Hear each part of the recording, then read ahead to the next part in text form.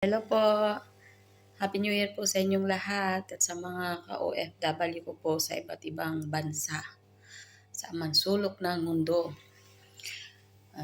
May gusto lang po akong itapik ngayon tungkol sa mga OFW, hindi man po lahat, no po. Kasi po, tayo po'y umaalis sa ating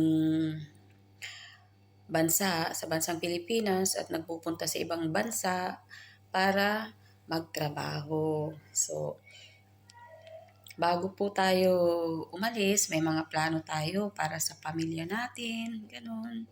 Diba? Sa kinabukasan ng mga anak. Ganun, diba? May mga plano tayo.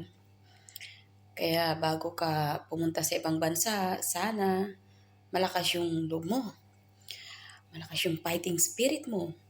Alisin mo yung pagiging matampuhin mo. Kailangan matiisin ka, matyaga. At saka isipin ho natin yung pamilya natin na iiwanan natin sa ating bansa. At saka pagdating po sana natin sa ibang bansa, wag ho natin kalilimutan na may mga pamilya tayo, may pamilya tayo na iniwan natin sa ating bansa, sa bansang Pilipinas. Hindi naman lahat kasi yung iba matino, yung iba medyo may problema.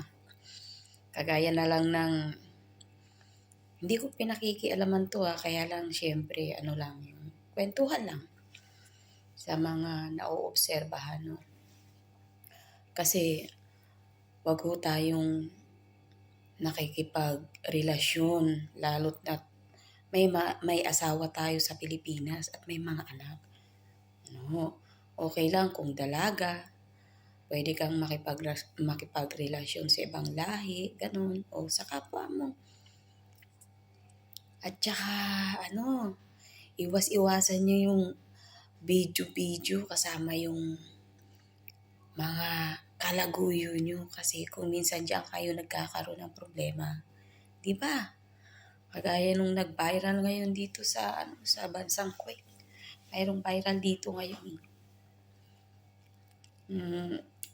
May video na pinapakalat si Lollipop girl. Pero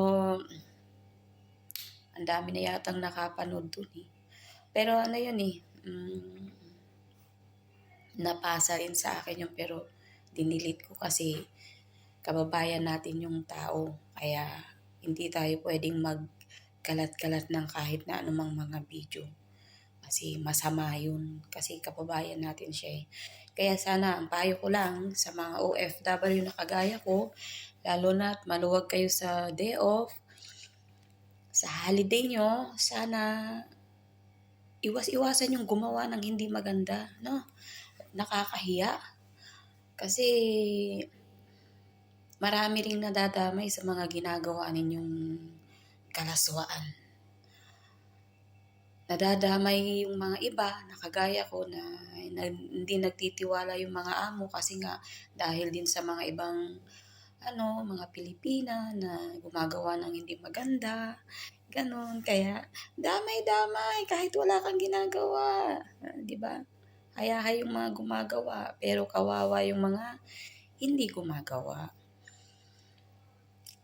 Kaya kayo sana na mga nagpupunta ng abroad, bago kayo umalis, isipin nyo talaga yung priority nyo sa buhay.